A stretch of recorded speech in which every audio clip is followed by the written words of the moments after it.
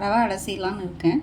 அதுக்கு நான் இந்த டம்ளரால் 2 டம்ளர் ரவை எடுத்து வச்சுருக்கேன். 2 டம்ளர் இந்த மாதிரி எடுத்து வச்சுருக்கேன். அதில் ஒரு டம்ளருக்கு அரை டம்ளர்னு நான் 1 டம்ளர் அரிசி மாவு எடுத்திருக்கேன். இப்போது அது கூட 1 டேபிள் ஸ்பூன் சீரகம், 1 டேபிள் ஸ்பூன் போட்டுக்கோங்க.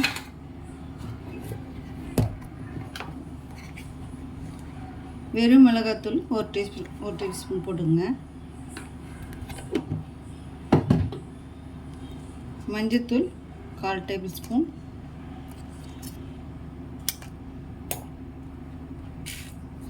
பெருங்காயம் கொஞ்சம்,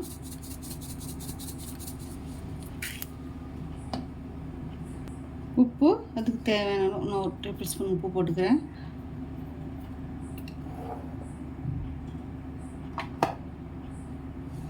தேங்காய் ஒரு கப்பு, ஒரு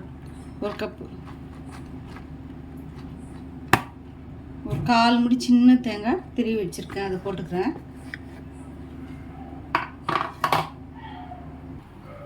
இப்போது தேங்காய் போட்டாச்சு. கொத்தமல்லி, கருவேப்பிலை, 2 பச்சை மிளகாய், ஒரு பெரிய வெங்காயம் போட்டுக்கலாம்.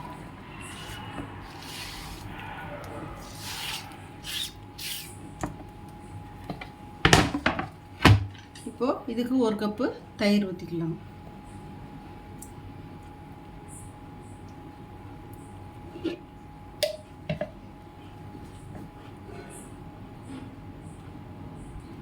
இப்போ இது கொஞ்சம் தேவையான அளவு தண்ணி ஊற்றிக்கலாம்.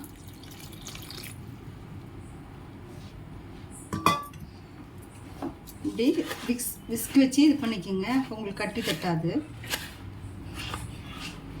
தயிர் வேணும், இன்னும் கொஞ்சம் ஊற்றிக்கோங்க. அது சிலிப்பிட்டு கூட நீங்கள் செய்யலாம்.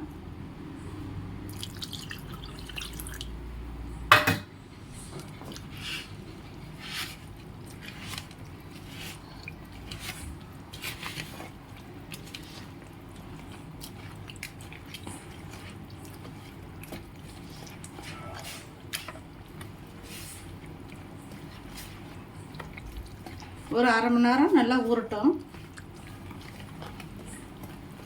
அதுக்குள்ளே நீங்கள் இதுக்கு சட்னி நல்லாயிருக்கும். அப்படியே கூட சாப்பிட்லாம். உங்களுக்கு சட்னி வேணுன்னா சட்னி வச்சுக்கலாம். நீங்கள் கொஞ்சம் சட்னி அரைக்கிறேன். இது 1/2 மணி நேரம் ஊறட்டும். அதுக்குள்ளே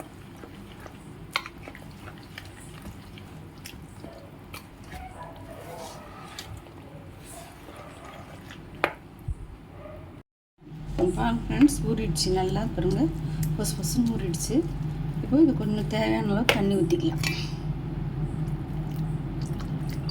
ஊற்றுற பக்கறதுக்கு வந்த போதும்.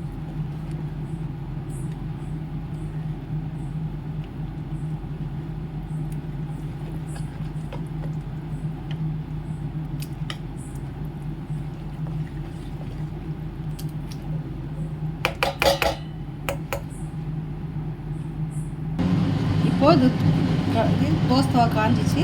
இப்போ தோசை தவாவை ஊற்றி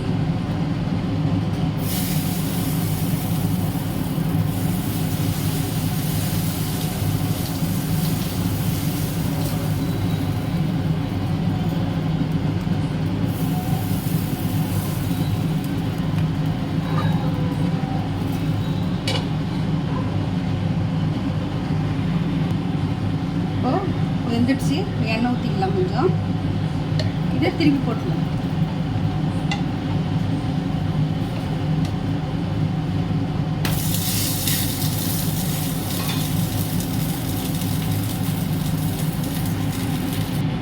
நம்ம அடை ரெடி ஆகிடுச்சு பாருங்கள். இது நீங்கள் அப்படியே சூடாகவும் சாப்பிட்லாம், சட்னியோடு வச்சு சாப்பிட்லாம். A few minutes later. பாருங்க ஃப்ரெண்ட்ஸ், என்னோட ரவை அடை ரெடி ஆகிடுச்சு. நீங்களும் ட்ரை பண்ணி பாருங்கள், எப்படி இருக்குன்ட்டு எனக்கு சொல்லுங்கள் ஃப்ரெண்ட்ஸ். பாய். இன்றைக்கினா இட்லி மாவு தோசை இல்லாத நேரத்தில் இதை நீங்கள் ஒரு அரை மணி நேரம் இல்லை 1 மணி நேரம், இன்னும் கொஞ்ச நேரம் இன்னும் ஊறி இருந்தால் ஒரு மணி நேரம் ஊறிச்சுன்னா இன்னும் நல்லா புதுசு புதுசு நல்லாயிருக்கும். இப்போ நான் ஒரு அரை மணி நேரத்தில் செஞ்சேன். ஆனால் நல்லாயிருக்கும். ட்ரை பண்ணி பாருங்கள். நீங்கள் செஞ்சுட்டு எனக்கு எப்படி இருக்குன்னு சொல்லுங்கள்.